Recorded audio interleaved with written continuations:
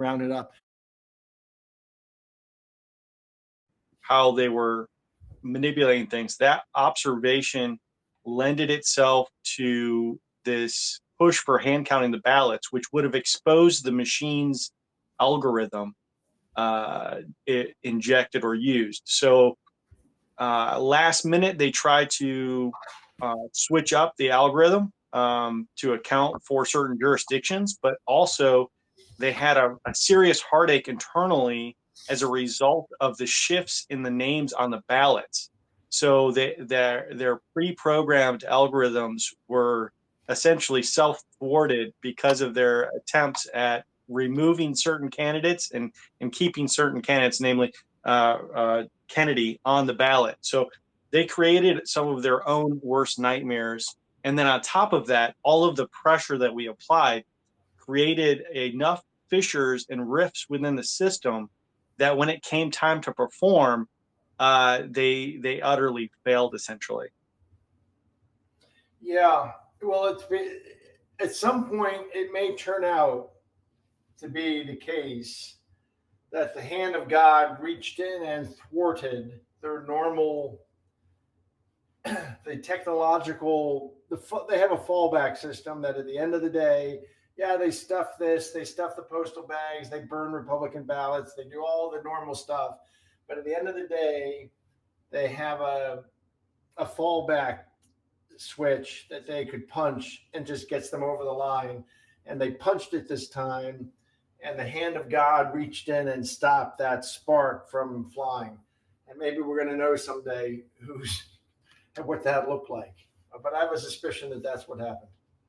Well, I pointed out to one of the election integrity crews that the numbers, if you watch, over the course of the night, Trump held almost a steady 5 million popular vote lead throughout the night, which, if you're looking at the jurisdictions reporting, you should have seen two crosses in which the Northeast would have had a significant surge in favor of Harris based on the ending results, and then you would have seen a switch as Florida's reporting came in, and then the Rust Belt, and then you would have seen another switch when the West Coast came on and started reporting, and that's when you would have seen the runaway. But we didn't see that. What we saw was almost a programmatic, steady percentage result throughout the night, which favored Trump, and only narrowly through the night shifted towards Harris. And what was the final popular vote in millions each? Oh, let me double check. So we're not as concerned. I know that there were plans for like a popular uprising, but that's no signs of that happening. Haven't seen that, Patrick. But some of the folks who shared with me the same same comments on what was being done last night said, remember, though, that they, as in the bad guys, the deep state, whatever you want to call it, have imported an army and stand by. Now the real fight is ahead of us. That was Normandy. That was D-Day yesterday. Now we're getting out of the beachhead. But remember, they've imported an army to our country, so there is some still significant concerns about civil unrest. But generated by the folks who came in here. At least the justification for that of a win in the popular vote is no longer there. That's correct. The mandate to govern, as it's called, which is the popular vote, is the voice of the people, right? Has been awarded to Donald Trump, and the leftist networks have conceded that the mandate to govern is Trump's. Wow. Wow. Yeah, Patrick, they're even Joe Scarborough and so forth on Morning Joe, they're harkening this back to even more impressive than Nixon's comeback, and they're harkening the red wave or the shift back to Reagan's 84 victory in 1984. Huh. Yeah. The total number of votes were 72.5 million for Trump and 67.8 million for Harris, and there are still some tallies coming in. So that's as of today. And what is the electoral college give you? That's 295 for Trump and 226 for Harris. So there's some that have not come in yet. Yeah, we still That's haven't called right. Arizona, haven't called Nevada. Nevada. And how many electoral votes are between the two of them? I know we have 6 here in 16. Nevada. Yeah. 16, 10 and 6. 16. So if I'm sorry, 11. If Trump wins them both, he'll have 308.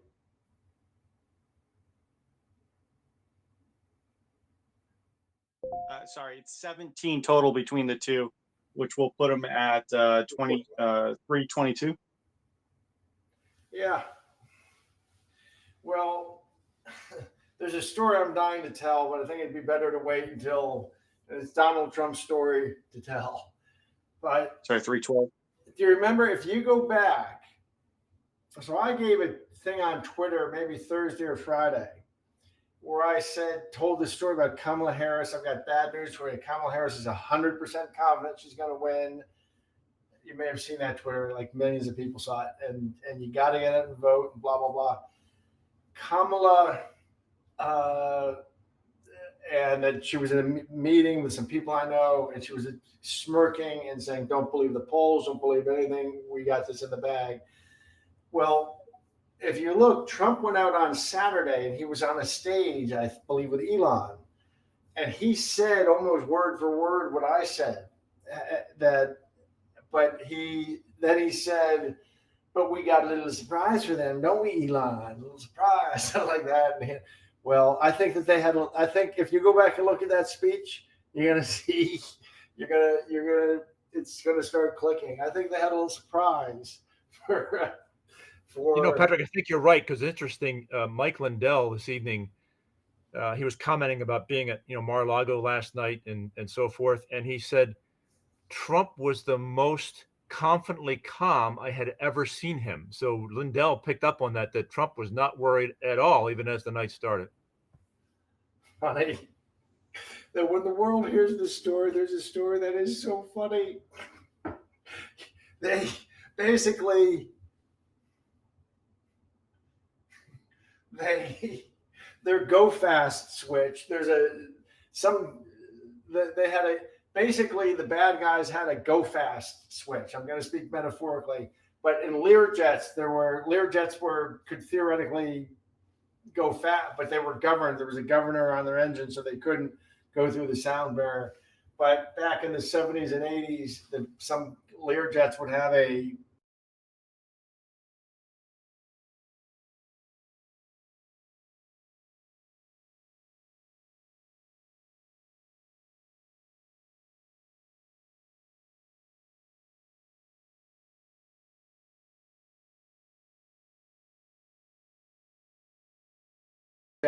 a hidden switch called the go fast switch that a pilot could get up at altitude and punch, and they could actually break the sound barrier, which was a bad idea. A lot of them ripped apart in flight because of that. But it's as if the bad guys in these elections turn out to have had a go fast switch. There was always a way that at the end of the day they could punch the go fast switch and zoom as fast as they needed to zoom. And that's why Kamala Harris was so confident, and Biden was confident, and that's why he could stay in his basement and campaign from his basement and things like that. Well, imagine that a little elf got in and secretly disabled that go fast switch. So they're all confident because they think that when they get up at altitude, when they need to, at the end of the day, they can just punch that button and go fast as much as they wanted to always catch up and beat the opponent. And they were smiling, I'm sure, up until yesterday at about 4 or 5 p.m. And they punched the go fast switch and nothing happened. That's what happened. Metaphorically, that's what happened. They got up to altitude yesterday, and when they saw results were coming in, and around 6 o'clock, they got ready to punch the go fast switch and make up the difference. And they punched it, and nothing happened. And I'm sure just like Venezuela. Venezuela had a way of stuffing. Venezuelans really lost. The regime lost their election 7 million to 2 million, but they had a system of stuffing 5.5 million ballots. Was the plan, and they had a way of doing it. And when they punched the switch to stuff the 5.5 million ballots, nothing happened. Yuck, yuck, yuck. Patrick, like you indicated, and I think great efforts by good people, but also I think the hand of God cannot be discounted here. Yeah. Well, I'm anxious to find out exactly what that hand, where and when that hand of God. But I think that's what Donald Trump was referring to when he said to Elon this thing about on the stage. But Elon and me, we've got a little surprise, don't we, Elon? I think that the surprise was they figured out how to disable the go fast switch. Hey Patrick, I know we've been going now for about 2 hours. Sadly, I think General Flynn had to catch a flight, so he couldn't get on. And anyway, is there any last comments you want to make, or things you want to leave with us to let you get onto your day there where you are? Yeah, it's 5 a.m. This is going to go down for the next. We're going to have our 250th anniversary of our country in 2 years from now with Donald Trump as president. And what happened here these last 4 years, and how this group of patriots outmaneuvered a communist revolution, and we had everything stacked against you. And it's just going to be spoken of for the next 250 years. And I will never forget March 5th, 2021, General Flynn. I was packing my bags to go to Switzerland. I had no idea. What I was going to do. I did. I thought I was going to go and live overseas. And as everything collapsed, there would be a civil war. And I figured I would sit and fund the correct elements in the civil war. But I thought things were hopeless. And General Flynn called me and said, Patrick, they have conquered everything. They've stolen the White House. They've stolen Congress. The judiciary is useless. They've got total information dominance because they control the mainstream media. They've got everything. But the one thing they haven't conquered is the American people. And I'd like you to move to Florida and work with me. And we're going to get this movement going. We're going to unify the tribes, and that's what we have. And it was all General Flynn as the architect. It's all General Flynn and the architect. I had some money, thanks to God. I had some more money than I deserved. General Flynn was the architect, but it took a lot of shoe leather, and I think the shoe leather. I mean, that's basically the origin of the American project, but it took. The shoe leather came from a lot of people on this call and the hundreds and thousands of people who lined up behind us. So it's really will be a story that goes down in history. Patrick, and you shared with us several calls you've joined on our coalition calls. You had said, if we really dedicate ourselves, we'll be the first nation in history to jujitsu its way out of a color revolution. Yep. Yes. We will. I'm fascinated. Normally, the incoming president does not go up the day after the election to meet the outgoing president. I'm fascinated to see how that plays. I hope he doesn't get himself killed in the process, but I'm fascinated to see to learn someday what's going on at the White House between Biden and Trump. Because one thing I think could be under discussion is Trump could be telling them, hey, we can now document your go fast switch from 2020. We see how you got your office through a go fast switch. Okay, it's 5 a.m. here. I'm going to hit the sack. Thank you, everybody. What a pleasure riding with you. And you market reform people, if you can figure out a way to get 50,000 people to sign up at the America Project, and there's 10 million of you in the market reform movement. I mean, there's huge Reddits and audiences and such. You get 50,000 people, or even 20,000 people to sign up in the market reform movement. We'll convert the America Project's mission into